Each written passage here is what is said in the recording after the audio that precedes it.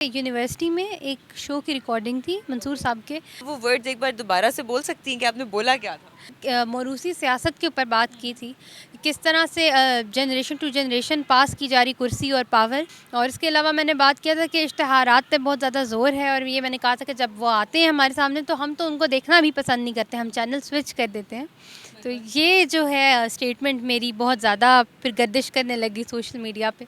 मेरा इख्तिलाफ़ उनकी पॉलिसी से था कि इश्तहारात पे ज़ोर ज़्यादा है और ग्राउंड पे कारकर्दगी जो है वो बहुत कम है। इश्तहारात से ज़्यादा ग्राउंड पे काम करने पे फोकस करें। देखें, जो काम उन्होंने किया भी है, एक तो उसका क्रेडिट डायरेक्टली उनको नहीं जाता, क्योंकि वो प्रोजेक्ट्स जो हैं किसी और के दौर में जो है अप्रूव हुए थे, उस्मान बुज़दार साहब के दौर में हुए थे। अस्सलाम वालेकुम, मैं हूँ फातिमा वसीम और आप देख रहे हैं स्टार एशिया डिजिटल। आज मेरे साथ मौजूद हैं शानज़े, जो कि मंसूर अली के शो से जो हम पे चलता है उसके ऊपर उन्होंने अपने जज्बात इतने बयान कर दिए कि वहाँ से वो वायरल हो गई। और उसके बाद उनके साथ क्या क्या हो रहा है, ये कैमरा एक्शन कहाँ से स्टार्ट हुआ, वो हमें प्लीज़ बताएं। शानज़े कैसी हैं आप? मैं बिल्कुल ठीक, आप बताएं। मैं अल्हम्दुलिल्लाह ठीक ठाक। ऑब्वियसली इंटरव्यूज़ देते रहे जी जी इसी बहुत तरह। सारे, जी जी। और वायरल भी बहुत ज़्यादा हो गया। हाँ जी, अल्लाह का शुक्र है। अच्छा, हमें पूरी स्टोरी सुनाए कि ये रोल कैमरा एक्शन कैसे हुआ? देखिए, सबसे पहले तो ये हुआ था कि यूनिवर्सिटी में एक शो की रिकॉर्डिंग थी मंसूर साहब के। तो मुझे, क्योंकि पॉलिटिकल टॉक शोज़ बचपन से देखते आ रहे थे, तो मुझे था कि आउट ऑफ क्यूरियोसिटी मैंने सोचा कि मैं भी देखूं कि कैसे रिकॉर्ड होता है, क्या सीन होता है, क्या नहीं होता। तो इसलिए मैंने उसमें हिस्सा लिया, तो इत्तफ़ाक़न मुझे वहाँ बात करने का भी मौका मिल गया। तो फिर मैंने वहाँ बात की, फिर लोगों ने उसकी बहुत ज़्यादा पज़ीराई की, आपने देखा ही होगा। तो सोशल मीडिया पे भी सर्कुलेट करता रहा क्लिप, और मुझे बहुत प्यार मिला पाकिस्तानी से। उन सब ने कहा कि जी, आपने हमारे अल्फाज की तर्जुमानी की है। तो बहुत खुशी हुई कि मैं किसी काम आ सकी आवाम के। अवाम को ऐसा लग रहा है कि आपने उनकी लाइक वर्ड्स की मतलब कि आप कह सकते हैं कन्वे कर दिया, प्रेजेंट कर दिया। बट आप वो वर्ड्स एक बार दोबारा से बोल सकती हैं कि आपने बोला क्या था? वहाँ पे मैंने असल में बात की थी, मौरूसी सियासत के ऊपर बात की थी, किस तरह से जनरेशन टू जनरेशन पास की जा रही कुर्सी और पावर। और इसके अलावा मैंने बात किया था कि इश्तहारात पे बहुत ज़्यादा ज़ोर है, और ये मैंने कहा था कि जब वो आते हैं हमारे सामने तो हम तो उनको देखना भी पसंद नहीं करते, हम चैनल स्विच कर देते हैं।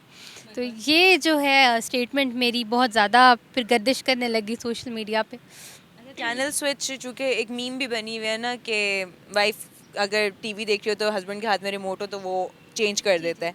हम ऑब्वियसली अगर इन चैनल्स को चेंज करते हैं तो उसके पीछे की वजह क्या होती है? इतने जज्बात क्या भरे हुए थे, क्या गुस्सा था जो आपको चैनल पे भी उनको देख कर आता है? देखिए, उनसे मेरी कोई ज़ाती मेरा इख्तिलाफ़ नहीं है, या मुझे उनका कोई मेरा स्पेशल वो टारगेट नहीं है कि मैंने उनको तनकीद का निशाना बनाना है। मेरा इख्तिलाफ़ उनकी पॉलिसी से था कि इश्तहारात पे ज़ोर ज़्यादा है और ग्राउंड पे कारकर्दगी जो है वो बहुत कम है। तो मैंने इस हवाले से उनके ऊपर जो है एक कमेंट जो दिया था, वो इस बेस पे था कि आप इश्तहारात से ज़्यादा ग्राउंड पे काम करने पे फ़ोकस करें।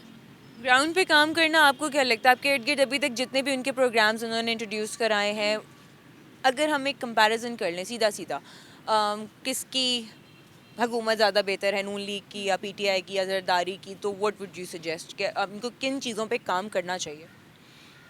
देखें, जो काम उन्होंने किया भी है, एक तो उसका क्रेडिट डायरेक्टली उनको नहीं जाता, क्योंकि वो प्रोजेक्ट्स जो हैं किसी और के दौर में जो हैं अप्रूव हुए थे, उस्मान बुज़दार साहब के दौर में हुए थे। बाकी मैं वही बात करूँगी, अगर कुछ कर भी रही हैं तो वो मेरा ख़्याल उनका उनका फ़र्ज़ है कि वो अपनी आवाम को सर्व करें। उसमें किसी के ऊपर ना कोई एहसान है, ना कोई उसके ऊपर किसी के ऊपर कोई आप वो कर रहे हैं कि जी हमने आपके लिए किया है तो आप उसको प्रमोट करें या बढ़ चढ़ के बयान करें। ये तो आपकी ड्यूटी थी, आपने करनी थी। तो इसकी तशहीर करने की तो कोई जो है ज़रूरत नहीं है। बाकी किसका दौर अच्छा है, तो देखिए, किसी को पूरा पूरा दौर कभी मिला नहीं कि वो प्रॉपर तरीके से जो है मुल्क के लिए कोई काम कर सकें। तो अभी कोई इस तरह का कमेंट हम, क्योंकि कंपैरिजन ही नहीं किया जा सकता, क्योंकि किसी का टेन्योर ही नहीं पूरा हुआ। तो सब कहते हैं जी हमें मौका मिलता अगर पूरा तो हम ज़रूर कर पाते कुछ। तो बस वो मौका पूरा मिलने की इनको देर है। अच्छा, आपकी वीडियो के नीचे बहुत सारे क्रिटिसिज्म वाले भी आपके कमेंट्स आए हुए हैं। कुछ लोग कहते हैं प्लांटेड हैं, ये पीटीआई की सपोर्टर है, इन्होंने जान के ये किया है और उसको बहुत ज़्यादा लोगों ने हाइप क्रिएट कर दी है। इसका आप क्या जवाब देंगी? देखिए, मुझे पता है मेरी फैमिली को भी कहा जा रहा है इसमें कि उनका ताल्लुक़ है सियासत से या कुछ। देखें मेरी फैमिली का पीटीआई से कोई सियासी लिंक नहीं है और जहाँ तक बात है सपोर्ट करने की तो सबकी एक कोई पसंद होती है, सबकी एक अपनी राय होती है। तो मेरा ख़्याल उसके ऊपर किसी की उनकी पर्सनल जो किसी के साथ कोई प्यार मोहब्बत है या सपोर्ट है, उसकी बेसिस पे मेरा ख़्याल किसी को ये नहीं आप कह सकते कि आप पाकिस्तान के ऊपर बात ना करें क्योंकि आप तो फ़लाँ जमात से ताल्लुक़ रखते हैं। देखिए ये हमारा मुल्क है, जिस चीज़ से हमें मसला होगा जो हमें ठीक नहीं लगेगी हम उसका भी बताएँगे, उस पे भी तनकीद करेंगे, जो अच्छा लगेगा उसको एप्रिशिएट भी करेंगे। तो लिहाज़ा किसी की सियासी वाबस्तगी की बेस पे आप उसको ये नहीं कह सकते कि आप राय ही ना दें क्योंकि आप तो फ़लाँ पार्टी को सपोर्ट करते हैं। आपको नहीं लगता कि ये चीज़ हमारे भी अगेंस्ट है कि अगर हम खुल के बोलना चाहते हैं तो हमें बोलने ही नहीं दिया जाता? अगर हम लोग किसी स्पेसिफिक बंदे का नाम लेते हैं जो कि उनको पसंद नहीं, हम वो भी नहीं ले सकते हैं। Do you disagree with this कि ये वाली चीज़ें नहीं होनी चाहिए?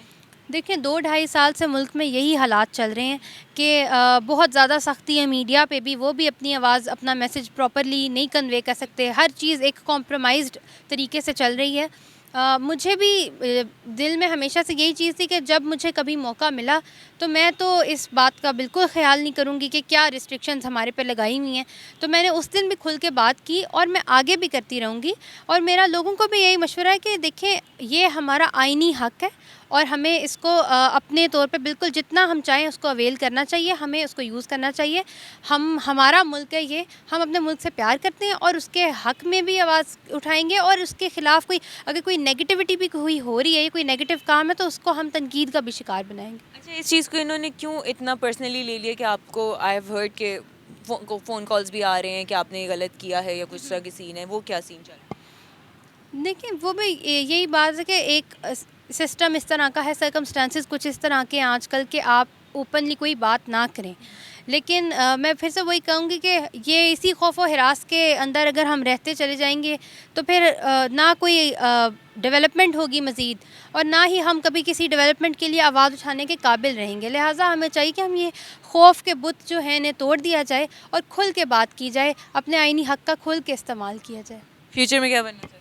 फ्यूचर में सहाफ़त में ही इंशाल्लाह कदम रखने के बारे में सोचा हुआ है और रखेंगे भी इंशाल्लाह। जो अपने मुल्क के लिए हम कर सकेंगे, जो हम उनके लिए कंट्रीब्यूट कर सकेंगे, हमारी पूरी कोशिश होगी कि हम करें। इतनी ब्रेव हो के सब कुछ तो खुल के बोल दिया, अपने जज़्बात सारे बयान कर दिए, तो अभी भी लगता है कि पीछे हो कहीं पे? साफ़ी तो मेरे ख़्याल में तुम अभी से बन गई हो। नहीं अब ऑब्वियसली जो क्राइटेरियाज़ हैं, एक डिग्री मुकम्मल करेंगे इंशाल्लाह, फिर इंटर्नशिप्स होती हैं, जो भी इसका एक फ़ॉर्मल एक तरीका है उसको करेंगे, उसी के थ्रू चलेंगे और इंशाल्लाह अल्लाह इज़्ज़त देगा तो कामयाब भी होंगे और मुल्क के लिए अपने काम करना चाहते हैं, मुल्क में ही करना चाहते हैं और अपनी आवाम के काम आना चाहते हैं। असल तो मोटिव यही है।